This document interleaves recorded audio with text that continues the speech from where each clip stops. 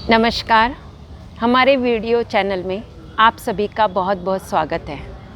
मैं डॉक्टर कल्पना वर्मा, वरिष्ठ आयुर्वेद चिकित्सा अधिकारी, राजकीय यौगिक चिकित्सा एवं अनुसंधान केंद्र बापूनगर जयपुर से बोल रही हूँ। आज हम आपको शंख प्रक्षालन में कौन से आसन करते हैं, शंख प्रक्षालन के लिए पूर्व में क्या तैयारी करनी चाहिए, इसका वीडियो हम आप तक पहुँचा रहे हैं। ये एक शुद्धिकरण की क्रिया है। शंख प्रक्षालन, शंख ये इंटेस्टाइन के लिए दिया हुआ है, क्योंकि हमारी जो आंतें हैं उन आंतों में जिस प्रकार हम शंख में पानी ऊपर से डालते हैं और सारा पानी साफ बाहर निकल आता है, उसी प्रकार हम शंख प्रक्षालन की क्रिया में हमारे मल के द्वारा मल हमारा पानी के जैसे स्वच्छ निकलेगा और हमारे शरीर की शुद्धि हो जाएगी। इसलिए इसे शंख प्रक्षालन कहते हैं। ये साल में 2 बार किया जाता है।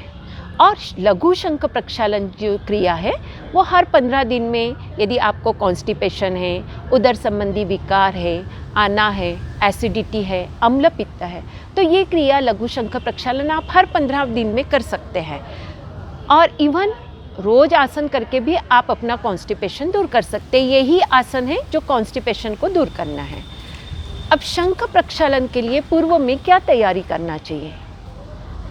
पहले दिन आपको लघु आहार लेना है, हल्का दलिया खिचड़ी लेना है सायंकाल 7 बजे के पहले। दूसरे दिन आपको प्रातःकालीन बेला में शौच क्रिया से निवृत्त होने के बाद आपको थोड़ी सी तैयारी करके रखनी चाहिए। तैयारी के लिए आपको बहुत अच्छा गुनगुना पानी आपके पास 5 से 6 लीटर तक पानी होना चाहिए। एक फ्लास्क में थोड़ा गर्म पानी भी एक्स्ट्रा रख लेना चाहिए, क्योंकि ये पानी यदि ठंडा हो जाए तो वो पानी हम गर्म वाला अच्छा मिक्स करके हमारे बॉडी के टेम्परेचर के अनुसार उस पानी को सेवन कर सकते हैं।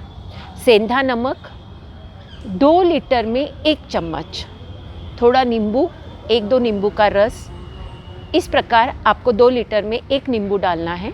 इस प्रकार नींबू का रस भी आपको रखना है। ये सारी पूर्व तैयारी रखनी है। स्वच्छ वातावरण होना चाहिए, खुली हवा रहनी चाहिए।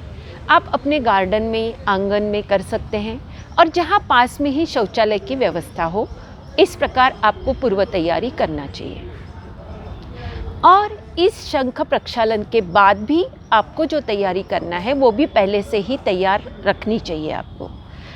ये है कि जैसे हम अभी आपको विधि बताएंगे कि शंख प्रक्षालन में हमें करना क्या है। जब हम सुबह सुबह प्रातःकालीन बेला में शौच क्रिया से निवृत्त हो जाएंगे, उसके बाद हमें लगातार पानी पीना है।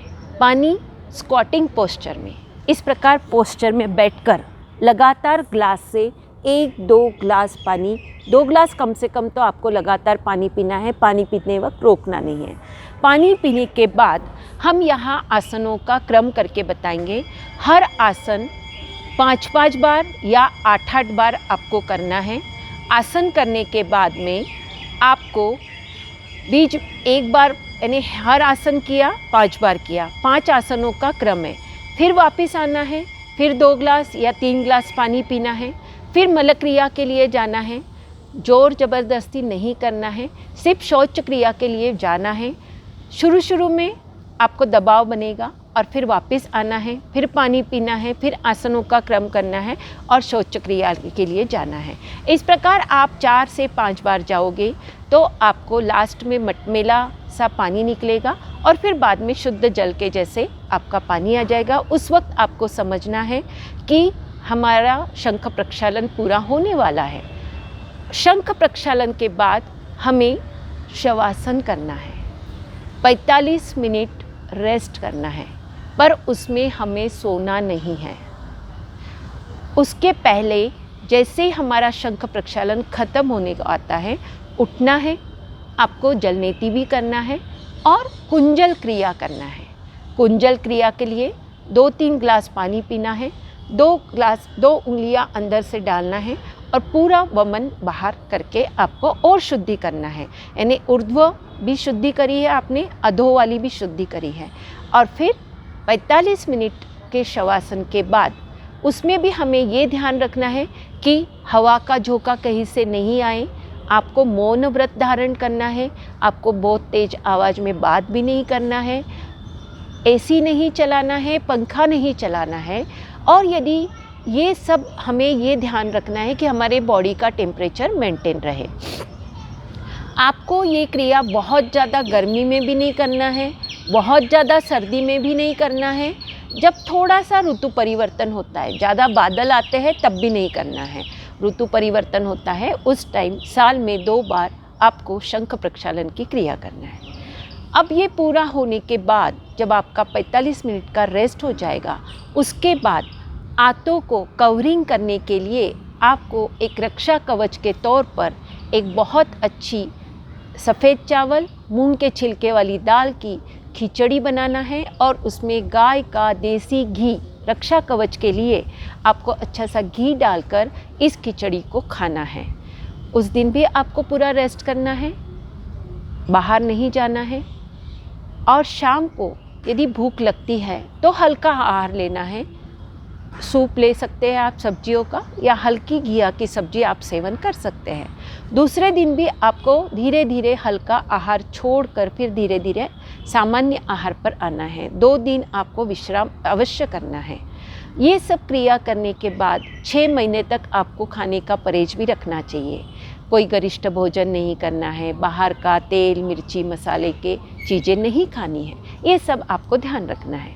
आइए अब शंख प्रक्षालन में कौन से आसनों का क्या क्रम होता है। हर आसन आपको 5 से 8 बार करना है। अपने स्थान पर खड़े हो जाएं।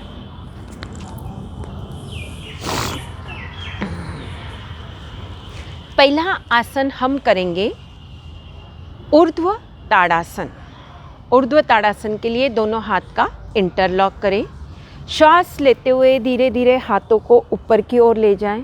हथेली का रुख आसमान की तरफ करें और धीरे धीरे अपने पंजों के बल खड़े हो जाएं। ये ऊर्ध्व ताड़ासन आपके आमाशय तक कार्य करेगा। श्वास छोड़ेंगे नीचे। एक बार पुनः दिखाती हूँ मैं।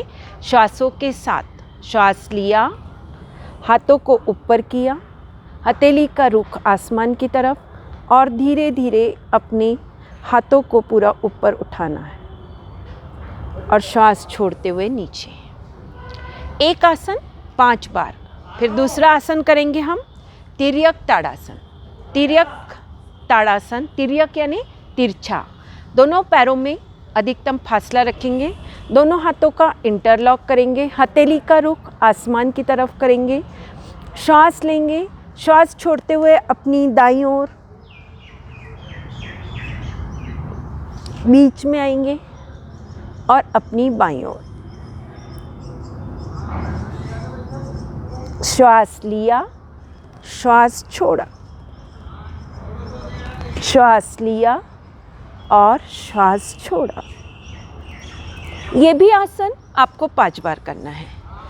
वीडियो बहुत ज़्यादा लंबा हो जाएगा, इसलिए हम 5-5 बार आपको नहीं करके दिखा सकते हैं। तीसरा आसन है कटी चक्रासन। दोनों पैरों में फासला, दोनों हाथ 180 डिग्री में। अब धीरे धीरे श्वास छोड़ते हुए धीरे धीरे बाईं हथेली को हमने दाएं कमर पे लगाया, दाईं हथेली बाएं कंधे पर रखा और अपने एड़ियों को भी देखने का इसमें भी प्रयास कर सकते हैं इस प्रकार। फिर श्वास लेते हुए सामने की ओर, फिर गहरा लंबा श्वास लिया, श्वास छोड़ा और धीरे धीरे हमारे दाईं ओर। पूरा ये सारी क्रिया आपके आमाशय और स्मॉल इंटेस्टाइन पर कार्य करेगी। आसनों के बीच में आपको रुकना नहीं है। हर आसन 5-5 बार करना है। ये थे 3 आसन खड़े होने वाले। अब आपको पेट के बल लेटना है। पेट के बल लेटने वाले आसन में अब हम करेंगे तिर्यक भुजंगासन। भुजंगासन का मतलब कोबरा पोस्चर है, पर तिर्यक यानी तिरछा देखेंगे। उसके लिए दोनों हाथ अपने वक्षस्थल के पास रखेंगे। दोनों पैरों में फासला करेंगे। पैरों के पंजे बाहर की तरफ खुले हुए रहेंगे। श्वास लेते हुए जैसे सांप फनकार मारता है ऊपर उठना है और दाईं ओर देखते हुए दोनों एड़ियों को देखना है।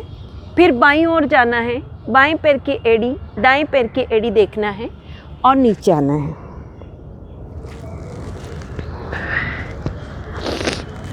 श्वासों के साथ फिर ऊपर उठना है, बाईं ओर दाईं ओर नीचे। फिर श्वास लेते ऊपर, दायां बायां और फिर नीचे। इस प्रकार आपको 5 बार श्वास लिया, श्वास छोड़ा, धीरे धीरे नीचे। और फिर जो अंतिम आसन इस क्रिया में जो करते हैं, नाम है उसका उदर कर्षणासन। उदर कर्षणासन के लिए मान लो स्क्वाटिंग पोस्चर में जो लोग नहीं बैठ सकते हैं, क्योंकि इसमें हमें उकड़ू बैठना पड़ेगा, जो लोग उकड़ू नहीं बैठ सकते हैं वो किसी दीवार का सहारा लेंगे, थोड़ा सा डिस्टेंस रखेंगे और फिर उकड़ू बैठकर इस आसन का अभ्यास करेंगे। कैसे करना है? अपने उकड़ू आसन में बैठना है। उसके बाद दोनों हाथ अपने घुटनों पे रखना है।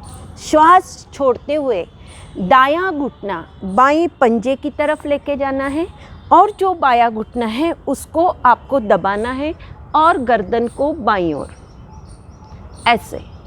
इससे हमारी लार्ज इंटेस्टाइन, स्मॉल इंटेस्टाइन दोनों दब जाएगी और फिर इस प्रकार आप पोस्चर में रहने के बाद बीच में आएंगे।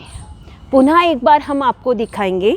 दोनों हाथ घुटनों पे, अब बायां घुटना दाएं पंजे की तरफ लेके जाना है, फिर दाएं पंजे से जोर लगाना है और गर्दन को पीछे की ओर। इससे हमारे आंतों पर बल पड़ता है और जो मल भाग है वो धीरे धीरे आगे खिसकने में मदद मिलती है।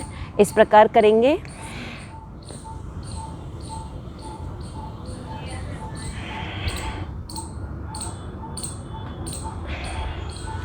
विश्राम।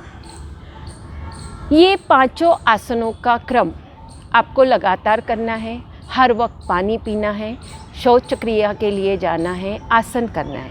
पानी पिया, आसन किया, शौच क्रिया, ये आपको लगातार चलते रहना है और इस प्रकार हम अपने शरीर की शुद्धि कर सकते हैं। शंख प्रक्षालन साल में 2 बार अवश्य करें। स्वस्थ रहे, मस्त रहे।